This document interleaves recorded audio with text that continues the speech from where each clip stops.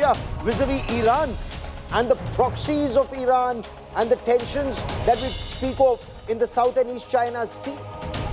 Donald Trump has spoken of making America great again. But can America be great if it remains a safe haven for terrorists and separatists like Gurpatwant Singh Pannu and the other Khalistanis, either in America or in Canada? What about reigning in Canada that openly backs terrorists of Khalistan? There are many questions, and on this special broadcast, we explore answers. I'm Gaurav Sawant, as always. Let's get started with the headlines on India First.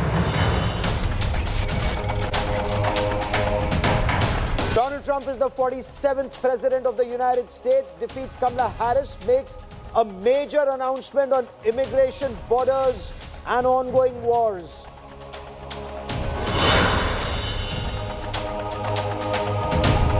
Prime Minister Narendra Modi congratulates his friend Donald Trump, says will further strengthen India-US ties, asserts, let's promote global peace.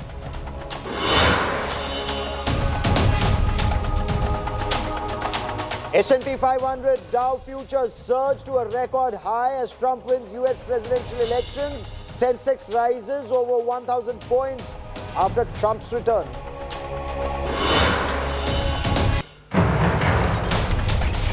Muda scam heat on Karnataka Chief Minister Siddaramaiah, questioned by Lokayukta over alleged illegal plot allotment to wife.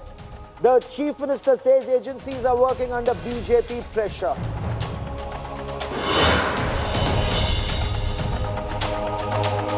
India set to host the Quad Summit in 2025. Donald Trump among other global leaders to join the Quad Summit in India next year.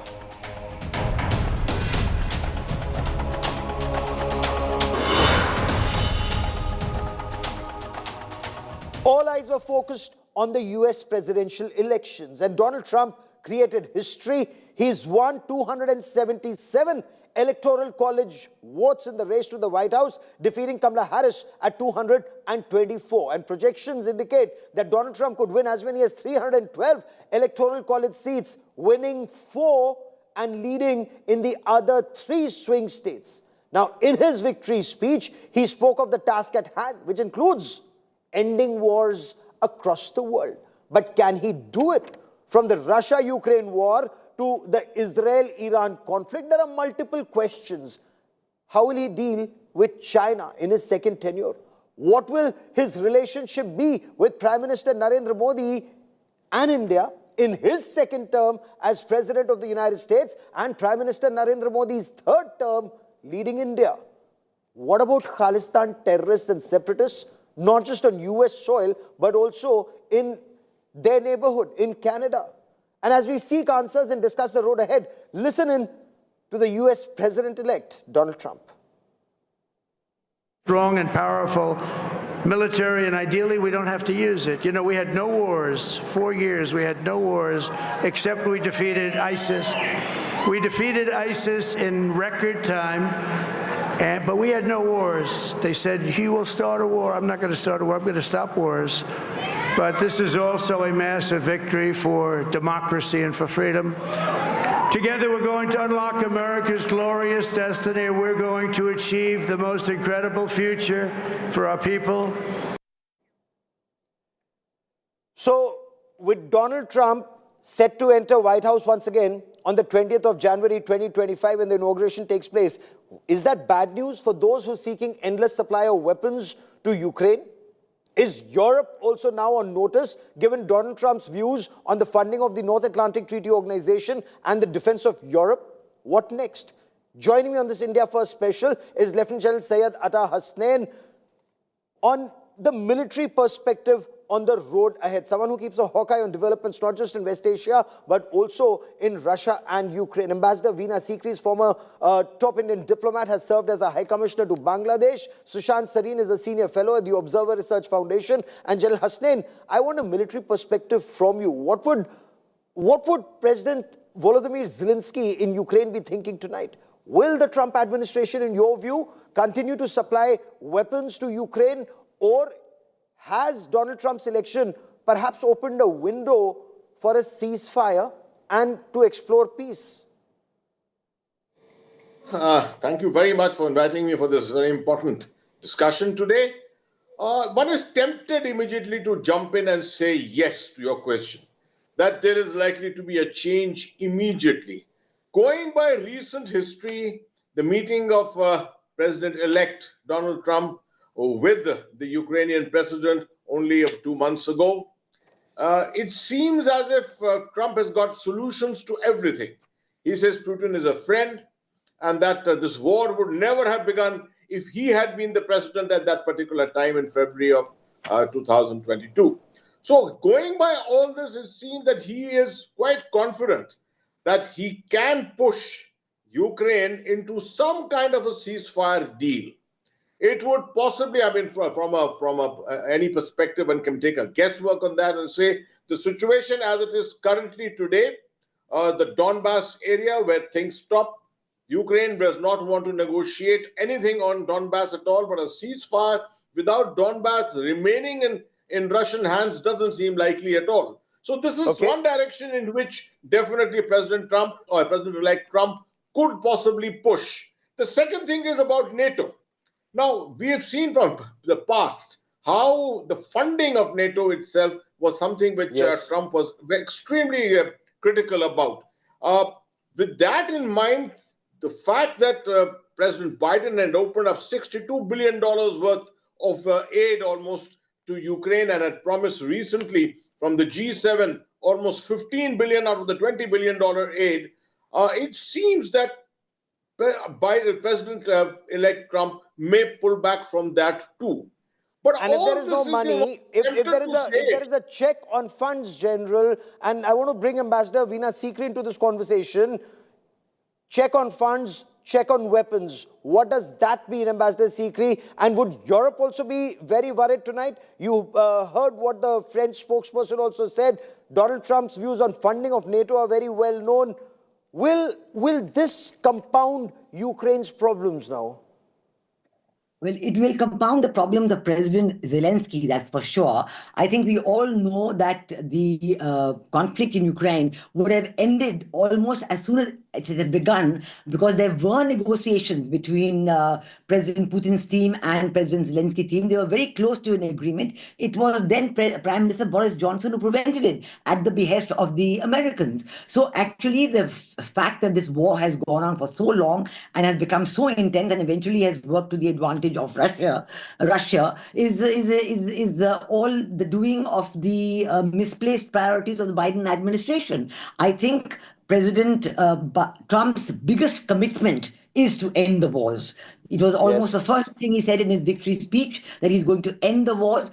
He is committed to doing it. He probably got a lot of extra votes from the young people because of this. From the women, because of this, he has to do it. Now, how much pressure he can put on President Zelensky is the matter. And I think he is uniquely positioned, President Trump is uniquely positioned to put this pressure on President Zelensky. For example, he could call for an immediate ceasefire and start of dialogue and diplomacy without any question of withdrawal from territories, etc. Just have a ceasefire and start discussions. This could be one of the positions that he could take. So I think that he is uniquely positioned. He is mandated to do it. He is obliged He is mandated to do it.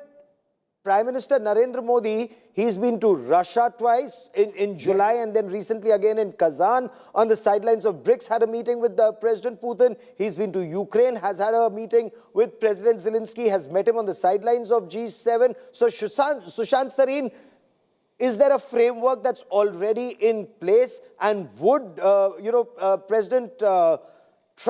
President-elect Trump be more disposed towards following that peace plan, given, one, his personal equation with Prime Minister Narendra Modi, the pressure he can mount on President Zelensky, the equation with President Putin in Russia? So how do you see this pan out? So, Gaurav, I don't know whether there is some kind of a framework that, we have presented to either of the two protagonists, Russia and Ukraine. I'm not aware of it. I don't think anybody is. But I think what we have been saying is something which other countries have also been saying, although we are in a unique position that we are able to engage with both the Russians as well as with the Ukrainians. Not many countries or leaders can boast of being able to do that. So I don't know how this is going to play out, but I would tend to agree with both my colleagues on the show that if Trump was to again, it's going to be 3 months before he actually takes office. And a lot can happen in those 3 months. Will that period be used by both the protagonists to call for a ceasefire, or will it happen after the Trump administration is in office? One. Secondly, even if the Trump administration is in office, I agree with Ambassador Sikri that you can't end this thing by saying, okay, both sides go back to where you were before the war started. So you will have to call for a ceasefire, which means that this will remain an outstanding issue and only diplomacy and some kind of negotiations will have to take place. But I think on the NATO front, look, at one level, many of the NATO countries have already started living up to their commitments, which is what Trump wanted them to do. That I think 2% of their GDP has to be contributed for defense purposes or for NATO. Many of them have already started doing it. Some are still not doing it. So I think one will be that pressure. The second is that they all need to start putting in, at least relatively speaking, whatever their share is going to be in whatever other adventurism that NATO engages in, for example, in Ukraine. And I think that is where the Europeans will balk because their economies are also in a lot of trouble. So there are going to be some headwinds in this transatlantic relationship. But I think on the positive side, from an Indian point of view, if tensions between the US and Russia come down, which has to happen if you're going to be pushing for some kind of a détente with Russia, I think that's good for us because a lot of the bad mouthing which the Western liberal media has been doing of India and politicians have been doing of India, that rhetoric ends. It creates a lot of space for us. We can breathe a lot easier. We don't have to do the kind of tightrope walking we have been doing. So I think it does create a lot of space for us. And then perhaps focus on the real threat, that is China, and a real threat to all democracies, not just India. The immediate threat may be to India, but China and its expansionism poses a major threat. So since you spoke of India, let me now take that strand a little forward. Prime Minister Narendra Modi and the US President-elect Donald Trump, they're close personal friends. I've reported on Howdy Modi at Houston, Texas. I've reported on Namaste Trump at Gujarat, and multiple other engagements that the two leaders have had firsthand. So let's discuss the relationship at home in the years to come. But first, let's listen in to Donald Trump on Narendra Modi and Narendra Modi on Donald Trump. Listen in. We in India have connected well with President Trump. The words of candidate Trump, अब की बार Trump सरकार,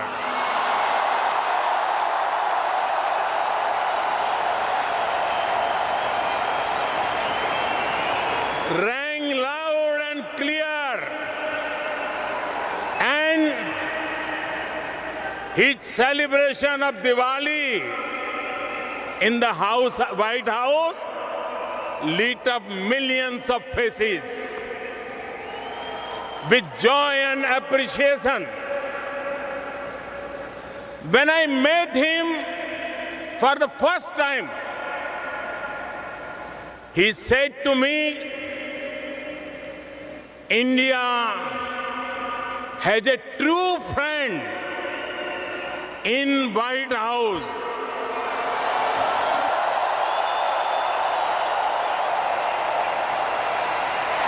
Modi, India. Yeah. He's a friend of mine. He's great. He's the nicest. India. This is for you. Oh, good. Well, I'll tell you. Do you like him or not? Yeah. Do you like him? I have family on both sides of it. Okay, I have well, family let me that tell loves you. everything and family I'll just that's tell not. you, though. You meet him. I know. Well, they had, before him, they were replacing him every year. It was very unstable. He came along. He's in a lot and he's great. He's a friend of mine. But on the outside, he looks like he's your father. He's the nicest, total killer. Now, when they speak of each other, it's very warmly. It's as if they're close friends. Ambassador Sikri, how do you see this pan out in Trump's second tenure and Prime Minister Modi's third tenure? Will there be friction on the tariff front, on the trade front, on the H-1B visa issue? Or that's something that the two sides can handle well and bring their commonalities together?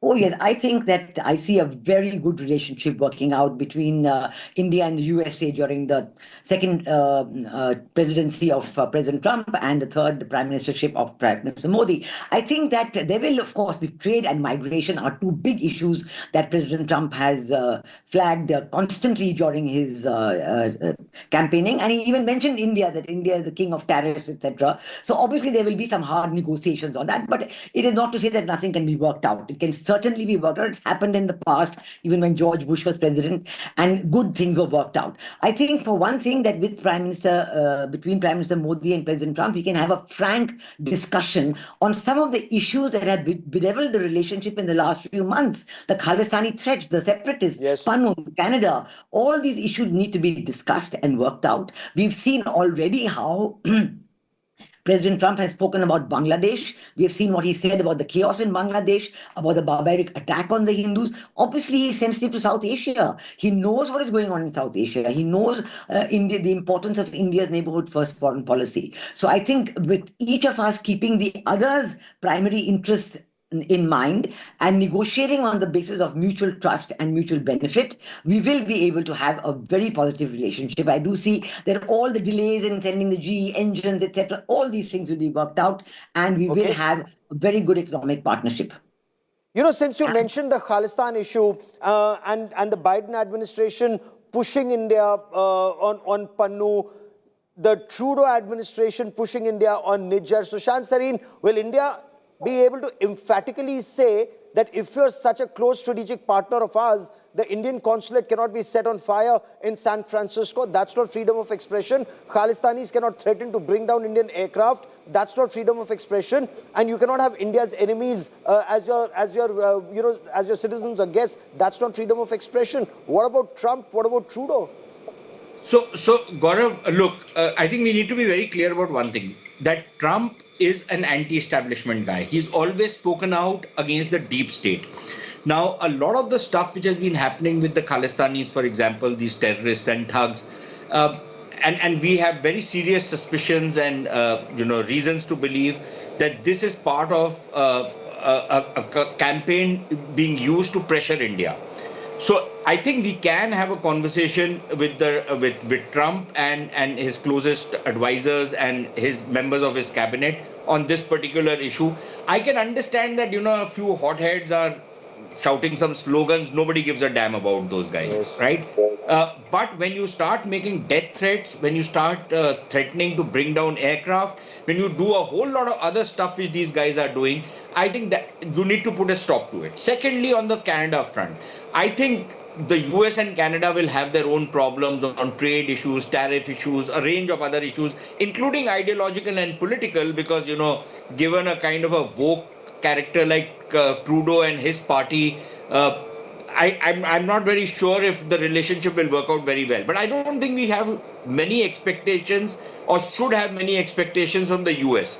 The Five Eyes alliance is not going anywhere. So there will be that continuing compact between them.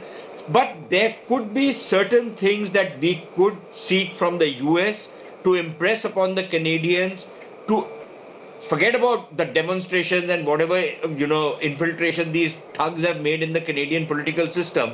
As long as it does not affect our security, it does not affect the security of the Indian diaspora, of the Hindu and the Sikh community in Canada, I think we can live with some noise being made by these drug traffickers, toilet cleaners, and truckers in Canada. It's not a big... And frankly, it's in Canada's interest to rein in these elements, because a spark neglected will burn down their house. Jalal Hasnain, your appreciation on the China front. How do you see Donald Trump deal with China, given his track record in his first term, in his second term? See, Gaurav, there's no doubt, first of all, our own relationship with China, preceding the success of President Trump now, is something very positive also. So going by that, definitely, and the last time that the kind of support that President Trump had given to India, it is obvious that that kind of a backing will continue. But obviously, he's a man who wants to avoid confrontation. He wants to avoid conflicts at any cost. What he would always like to promote is trade, and in different ways. So I can foresee that India can expect a fair amount of support from the Trump administration as far as its relationship with China is concerned. Okay, India can expect support on China in terms of perhaps intelligence inputs, in terms of the cooperation that was on in his first tenure when it came to Doklam, alerting India, ensuring India is able to get systems in place, reorganizing a lot of stuff, or does that cooperation extend deeper in the Indo-Pacific in your view, Ambassador Sikri? Well, I think, first of all, that President Trump is going to call out China more and more. He had started doing this in his first term, and Biden rolled back a little bit, did a little bit also. But right now, President Trump, especially with his focus on trade and his focus on what China has been doing to infiltrate the American market, whether it is stealing technology or sending their goods there at cheaper prices, and and also trying to buy up a lot of land and factories and so on in America, he's not going to allow any of that. Now, as far as India, China, and America is concerned, I think statements like respect for full sovereignty of India, the BRI going through Pakistan-occupied Jammu and Kashmir, these kind of issues would be very important for India. And if we can talk about those issues, that is very important. I think that India's own efforts at modernization, at beefing up the infrastructure at the LAC, and actually showing that we can stand up to the Chinese and stare them down, and they blinked first on the Demchok issue. And I think this is an important indication to America that we have the capacity. So them, Americans, strengthening India's own capacity to face up to China and other security threats. This is important. Quad is very important. Next year, President Trump should be in India for the Quad summit. And that will be a very important occasion for both of us, both our countries, to review the relationship. And I think that this is something that we have to look forward to. Certainly on security, on trade, on the Quad, on maritime security, a good understanding with America can certainly be developed with President Trump there and Prime Minister Modi in India. Because one aspect that I've heard Prime Minister Narendra Modi extensively talk about when it comes to India-US relationship is these are the two oldest, largest, strongest democracies in the world, very close strategic partners. And when they come together, they should work not only for the benefit of each other, but for the benefit of the entire humankind.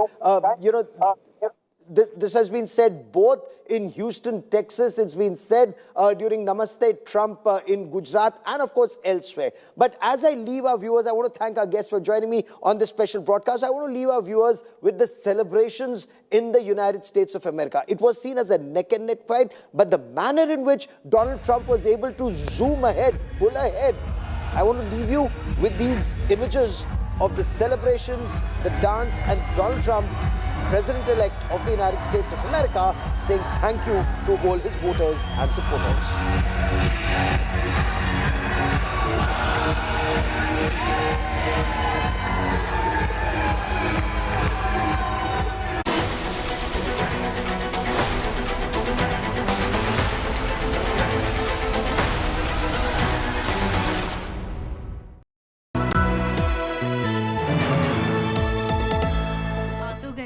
जाओगी कैसे?